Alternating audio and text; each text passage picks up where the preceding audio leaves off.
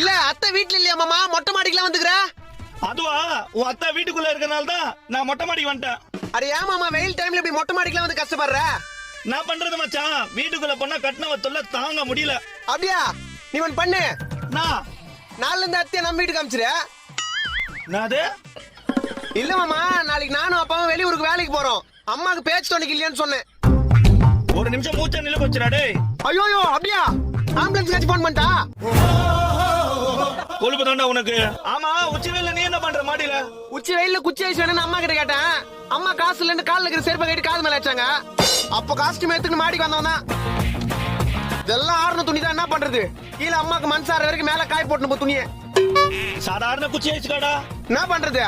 ஒரு தாய்க்கு பயந்து மொட்டை மாடிக்கு வந்து இப்படி துணியை காயப்படுறதுக்கு பதிலு என்ன உன்ன மாதிரி கட்டின பொண்டாட்டிக்கு நாய் மாதிரி இருந்துட்டு போயிடலான்றியா?